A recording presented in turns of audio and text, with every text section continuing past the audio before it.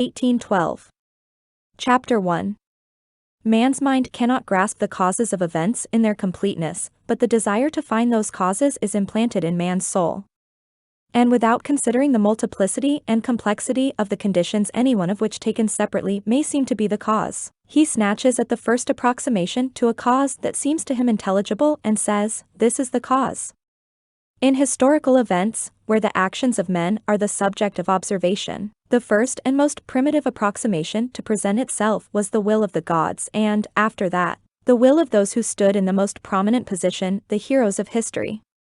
But we need only penetrate to the essence of any historic event, which lies in the activity of the general mass of men who take part in it, to be convinced that the will of the historic hero does not control the actions of the mass but is itself continually controlled.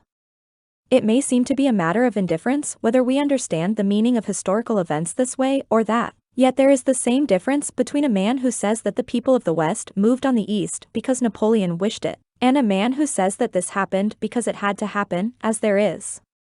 between those who declared that the Earth was stationary and that the planets moved round it and those who admitted that they did not know what upheld the Earth, but knew there were laws directing its movement and that of the other planets. There is, and can be, no cause of an historical event except the one cause of all causes. But there are laws directing events, and some of these laws are known to us while we are conscious of others we cannot comprehend. The discovery of these laws is only possible when we have quite abandoned the attempt to find the cause in the will of some one man, just as the discovery of the laws of the motion of the planets was possible only when men abandoned the conception of the fixity of the Earth. The historians consider that, next to the Battle of Borodino and the occupation of Moscow by the enemy and its destruction by fire, the most important episode of the War of 1812 was the movement of the Russian army from the Ryazana to the Kaluga road, and to the Tarutino camp at the so-called flank march across the Krasnaya Pakra River. They ascribe the glory of that achievement of genius to different men and dispute as to whom the honor is due. Even foreign historians, including the French, acknowledge the genius of the Russian commanders when they speak of that flank march. But it is hard to understand why military writers, and following them others, consider this flank march to be the profound conception of some one man who saved Russia and destroyed Napoleon. In the first place, it is hard to understand where the profundity and genius of this movement lay, for not much mental effort was needed to see that the best position for an army when it is not being attacked is where there are most provisions, and even a dull boy of 13 could have guessed that the best position for an army after its retreat from Moscow in 1812 was on the Kaluga road. So it is impossible to understand by what reasoning the historians reach the conclusion that this maneuver was a profound one. And it is even more difficult to understand just why they think that this maneuver was calculated to save Russia and destroy the French. For this flank march, had it been preceded, accompanied, or followed by other circumstances, might have proved ruinous to the Russians and salutary for the French. If the position of the Russian army really began to improve from the time of that march, it does not at all follow that the march was the cause of it. That flank march might not only have failed to give any advantage to the Russian army, but might in other circumstances have led to its destruction.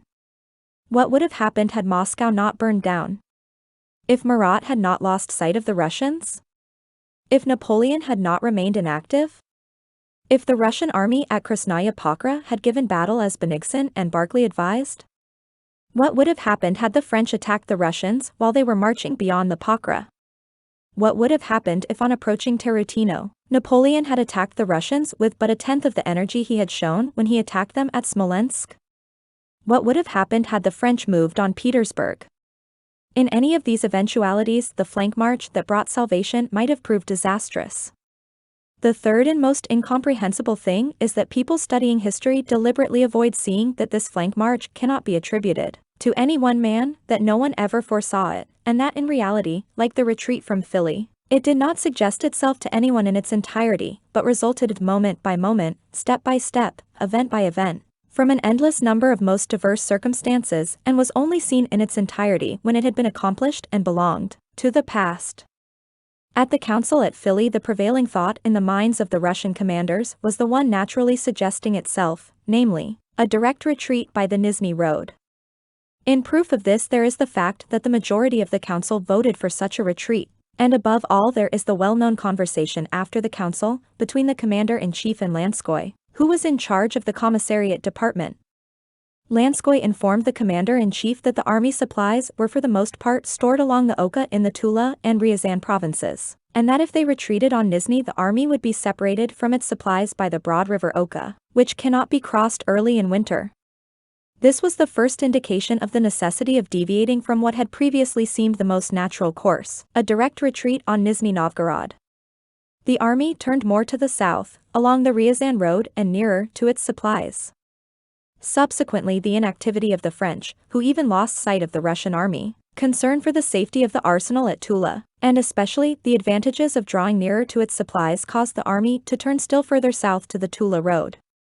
Having crossed over, by a forced march, to the Tula road beyond the Pokhara, the Russian commanders intended to remain at Podolsk and had no thought of the Tarutino position, but innumerable circumstances and the reappearance of French troops who had for a time lost touch with the Russians, and projects of giving battle, and above all the abundance of provisions in Kaluga province, obliged our army to turn still more to the south and to cross from the Tula to the Kaluga road and go to Tarutino, which was between the roads along which those supplies lay. Just as it is impossible to say when it was decided to abandon Moscow, so it is impossible to say precisely when, or by whom, it was decided to move to Tarutino. Only when the army had got there, as the result of innumerable and varying forces, did people begin to assure themselves that they had desired this movement and long ago foreseen its result.